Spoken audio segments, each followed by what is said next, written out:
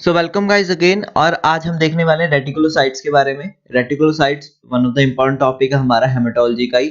बात करें रेटिकुलोसाइट्स की तो ये क्या है, प्री मेच्योर स्टेज या यंग रेड ब्लड सेल। ठीक है।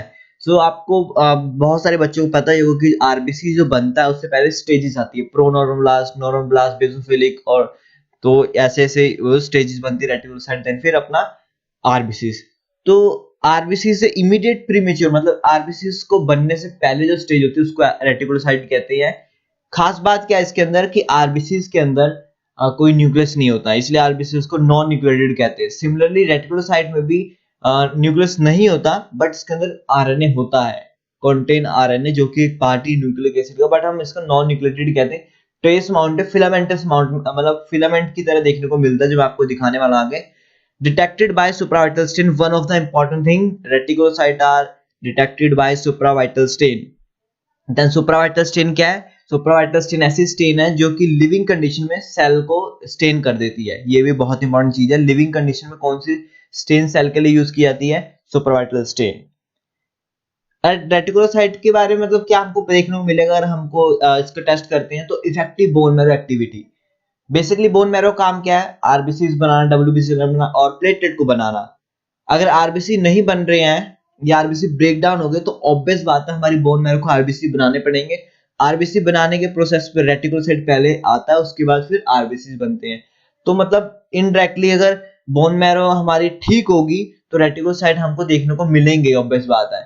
मॉनिटरिंग एनीमिया, पेशेंट के अंदर एनीमिया, एनीमिया मतलब आरबीसी की कमी। आरबीसी की कमी होगी तो हमारी बॉडी उसको कंपनसेट करने के लिए आरबीसी की कमी को मतलब उसको इक्वल करने के लिए बनाएगी आरबीसी बनाएगी। तो उससे प्रीमेच्योर स्टेज वो मतलब प्रॉपर थ्रू चैनल के थ्रू मतलब जैसे प्रोनोब्लास्ट पे देखने को मिलेंगे, नोरोब्लास्ट, रेटिकुलोसाइट, अपना आरबीसी को देखने को मिलेंगे। तो इससे अंदाजा लग सकता है कि हाँ एनीमिया है, अमाउंट इसमें कम हो रखा है। या रिस्पॉन्स टू थेरेपी, ये भी इंपॉर्टेंट चीज होती है। जैसे किसी पेशेंट को आयरन डेफिशिएंसी एनीमिया है तो हम उसको आयरन की थेरेपी दी, थेरेपी मतलब हम ट्रीटमेंट दे रहे हैं उसको आयरन की। जैसे हमने दी तो दो कंडीशन होगी, या तो उसका जो आयरन डेफिशिएंसी एनीमिया वो ठीक हो जाएगा या नहीं होगा। ठीक हो गया तो हम बोल लेंगे यार हाँ इसको आयरन डेफिशिएंसी एनीमिया था, आयरन की कमी के कारण हमने आयरन दिया इसको तो इसका एनीमिया ठीक हो गया। अगर नहीं हुआ तो हम कहीं और चलेंगे, मे बी B12 या फॉलेट B9 की कमी से हो सकता है। तो ये सब एनीमिया के अंदर हम चेक कर सकते हैं। मतलब इसका बहुत इंपॉर्टेंट रोल होता है रेटिकुलोसाइट्स का।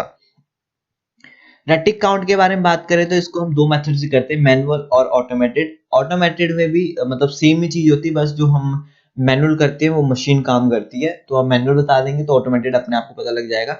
यहाँ पे इंपॉर्टेंट चीज जो है वो ये कि ऑटोमेटेड में हम सुपरवाइटल स्टेन नहीं बल्कि फ्लोरेसेंस स्टेन यूज करते हैं। बहुत ही इंपॉर्टेंट चीज है। Automated for reticulocyte count fluorescence method हम यूज करते हैं, और मैनुअल में हमारे पास होता है सुपरवाइटल और फ्लोरेसेंस। इन दो मेथड से हम कर सकते हैं। ऑटोमेटेड में ओनली फ्लोरेसेंस मेथड से ही स्टेन होती है रेटिकुलोसाइट।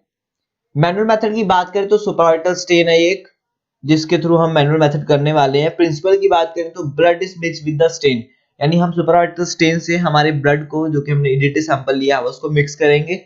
ये स्टेन है जो एंटर करेगी सेल के अंदर। देखो stain enter into the cell in the living condition. बहुत इंपॉर्टेंट चीज है कि लिविंग कंडीशन में सेल के अंदर एंटर कर जाएगी स्टेन। और आरबीसी के अंदर न्यूक्लियस होगा नहीं, ना आरएनए होगा, बल्कि रेटिकुलोसाइट के अंदर आरबीसी, राइबोसोम और आरएनए, जो कि एक तरह का न्यूक्लिक एसिड है, बट हम कहते नहीं जनरली कि रेटिकुलोसाइट भी न्यूक्लिएटेड सेल होते हैं। ठीक है, बल्कि इनकी प्रीवियस स्टेज होती है उसमें थोड़ा बहुत अमाउंट देखने को मिल जाता है। तो विच द सुपरवाइटल स्टेन, तो मतलब जो रेटिकुलोसाइट के अंदर राइबोसोम और आरएनए होते हैं वो सुपरवाइटल स्टेन से स्टेन हो जाते हैं। स्टेन होते सारे क्या होगा, जो आरबीसी और ये आरएनए होगा अंदर का, वो हमको ब्लू फिलामेंटस, फिलामेंटस होता है कि पतली सी धारी सी, या ग्रैनुलर मटेरियल, आरबीसी राइबोसोम होंगे बिखरे बिखरे, वो ग्रैनुलर मटेरियल देखने को ब्लू कलर का अपीयरेंस देखने को मिलता है। जनरली हमको ये फिलामेंटस ही देखने को मिलता है, राइट। सुपरवाइटल स्टेन जैसे रोमनस्की स्टेन आपने सुनी होगी। रोमनस्की के अंदर क्या था, लिशमन, जिम्सा, मेगरनॉल, जिम्सा, तो ऐसे बहुत सारी आती है उसमें। सिमिलर में सुपरवाइटल स्टेन के अंदर क्या आएगी, एज्योर बी, जो कि इंपॉर्टेंट चीज है, ब्रिलियंट क्रिजल ब्लू, देन अपना न्यू मिथिलिन ब्लू। ये भी पेपर के अकॉर्डिंग इंपॉर्टेंट क्वेश्चन होते हैं कि सुपरवाइटल स्टेन के अंदर कौन कौन सी स्टेन है। ठीक है, यहाँ पे इंपॉर्टेंट चीज है अब ये एक पिक्चर है जिसके अंदर देख रहे होंगे आप, ये ब्लू कलर सा थोड़ा थोड़ा ग्रैन्यूल सा भी दिख रहा है, और ये मतलब वो भी दिख रहा है हमको, मतलब ब्लू कलर के अपीयरेंस हल्का सा दिख रहा है फिलामेंट टाइप। तो ये है हमारा रेटिकुलोसाइट, राइट। ऐसा देखने को मिलता है हमको किसके अंदर, सुप्राऑर्बिटल स्टेन के अंदर।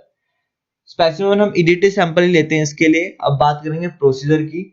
तो जो हमारी टेस्ट ट्यूब होती है, जो हम ब्लड के लिए भी यूज करते हैं, जो मतलब अब जैसे हमने ब्लड बैंक में ब्लड काउंट वो करना होता है, क्या कहते हैं उसको, ब्लड ग्रुपिंग करते हैं जो ट्यूब मेथड से, तो वैसे वैसे ट्यूब होती है, उसमें 2 to 3 ड्रॉप हम अपना सॉल्यूशन लेते हैं, डाई वाला सुपरवाइटल स्टेन, कोई सी भी यूज करते हैं तीनों में से। एजियोर भी हो गया, चाहे बेरेड क्रिजल भी हो गया, चाहे न्यू मिथिलिन भी, कोई भी यूज कर सकते हैं, ठीक है। तो इतने टू टू थ्री ड्रॉप्स हम ये डाई सॉल्यूशन लेंगे, और उतना अमाउंट में ईडीटी मिक्स ब्लड लेंगे, ठीक है। मिक्स करेंगे ऑलरेडी, ऐसे ही नहीं ऊपर ऊपर चेक लेंगे या फिर हम नीचे डीप में चेकेंगे। तो पहले मिक्स कर लेंगे सैंपल को, उसके बाद देंगे इक्वल अमाउंट में। आप देखो तो 2 to 3 और 2 to 3 यानी इक्वल अमाउंट में, फिर दोनों सॉल्यूशन मिक्स करके इंक्यूबेट कर देंगे 37 डिग्री सेल्सियस के लिए, वाटर बाथ में या इंक्यूबेटर में भी कर सकते हैं, ठीक है। 37 टेम्परेचर होना चाहिए 15 से 20 मिनट के लिए। उसके बाद हम मिक्स करेंगे 15 से 20 मिनट के बाद, उसको हिला लेंगे, थोड़ी जो ट्यूब होगी हमारी ग्लास वाइल, देन उसका स्मीयर बनाएंगे। स्मीयर कैसे, जैसे कि हम ब्लड फिल्म का स्मीयर बनाते हैं, सेम वैसे इसका स्मीयर बनाएंगे, उसको सुखाएंगे हवा में, मतलब एयर ड्राई, और अंडर माइक्रोस्कोप ऑल इमर्जन यानी 100 एक्सपोज से देख लेंगे, उसके अंदर हमको ऐसा देखने को मिल जाएगा। और जिसमें हमको ये देखने को मिला ब्लू फिलामेंट, तो हम बोल देंगे हाँ इतने आरबीसी। जैसे अगर इस फील्ड की बात करें तो 2 इसमें रेटिकुलोसाइट, ऐसी हम 1000 आरबीसी काउंट करते हैं। मैं आगे बताऊंगा ये बात क्या चीज है। कैलकुलेशन की बात करें अगर, तो हम इस क्या करते हैं, 1000 आरबीसी हम काउंट करते हैं, मतलब 1000 आरबीसी हम अराउंड देख लेते हैं। जैसे ये हमारे पास यहाँ पे है, तो हम 1000 आरबीसी देखेंगे, उतने के बीच में हम देखेंगे कितने हमें रेटिंग देखने को मिल रहे हैं, ठीक है।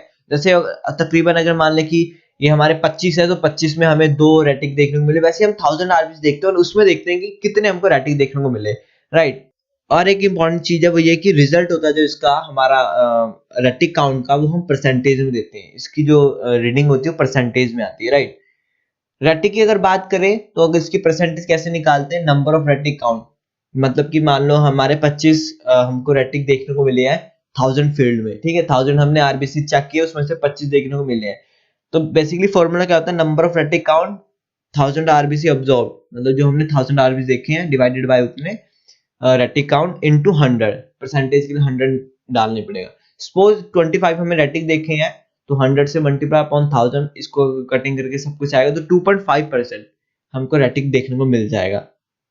पर क्या होता है कई बार अगर पेशेंट का एचबी कम हुआ, तो एचबी कम हो तो उसमें ऑलरेडी हमारे पास एचबी कम होने का रेटिक काउंट इंक्रीज देखने को मिल सकता है। अगर पेशेंट में एचबी कम है तो हमारी बॉडी कई बार रेटिक काउंट ज्यादा बनाएगी आरबीसी को पूरा करने के चक्कर में, तो बढ़ के भी देखने को मिल सकता है। इसलिए हम एब्सोल्यूट रेटिक काउंट निकालते हैं, उसमें पेशेंट का एचबी ले लेंगे, मतलब 7 एचबी तो 7, 8 है तो 8, 15 है तो 15 इंटू रेटिक परसेंटेज, तो यहाँ से निकलेगी परसेंटेज 2.5 अपॉन नॉर्मल एचबी, जो कि हम 15 mg मिनिमम लेते हैं, बट अकॉर्डिंग टू लैब वो थोड़ा थोड़ा वेरी कर सकता है।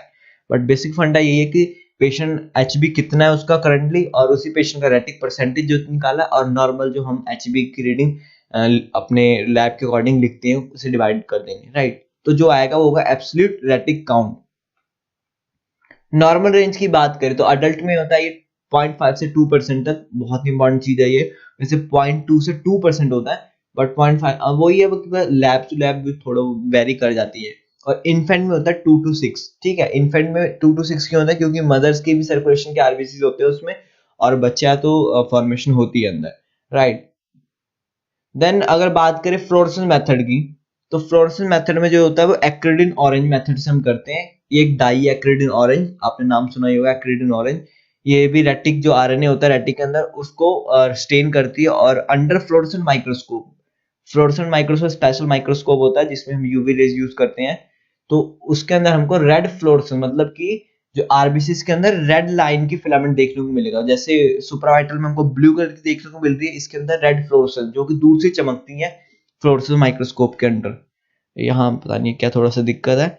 चलो इंक्रीज देखिए हम किस अमाउंट में, जैसे 2 से ज्यादा कब देखने को मिलेंगे, तो एक्यूट ब्लड लॉस, अगर किसी पेशेंट में बहुत सारा ब्लड लॉस हो गया तो उसको पूरा करने के लिए हमारी बॉडी बनाएगी तो रेटिक ऑब्वियस बात बनेंगे, क्योंकि रेटिक के बाद ही बनता आरबीसी। हेमोरेटिक एनीमिया भी, एनीमिया पेशेंट को आरबीसी टूटे तो उसको कंपनसेट करने के लिए फिर बनाएगी।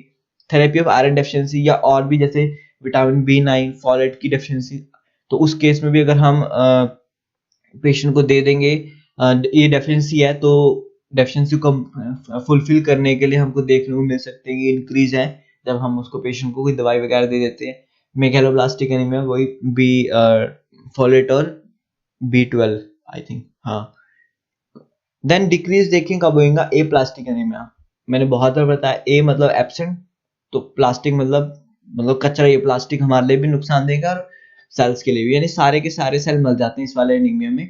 ए प्लास्टिक में चाहे WBC चाहे आरबीसी चाहे प्लेटलेट, सबके सब सेल कोई बॉडी में बनाती ही नहीं। आयरन डेफिशिएंसी एनीमिया हो गया तो इसमें भी हमको देखने मिले, देखो इसमें थेरेपी है, जब हमने उस पेशेंट को देना स्टार्ट किया आयरन की गोलियां, इसमें है कि डिक्रीज कब देखने मिले, जब आयरन डेफिशिएंसी हो पेशेंट को। इसमें जब हम आयरन की गोलियां देंगे तब वो इंक्रीज मिल जाएगा, क्योंकि आयरन की वजह से आरबीसी नहीं बन पा रहे, जब हमने दे दिया तो बनना स्टार्ट हो गया। और थैलेसीमिया में भी ये देखने को मिल जाते हैं कि रेटिक काउंट इंक्रीज होता है। तो यहाँ भी वीडियो कंप्लीट। उम्मीद है आपको वीडियो पसंद आई होगी, तो लाइक कर देना, और कोई क्वेश्चन हो तो आप वो भी आप पूछ सकते हो। Thank you all.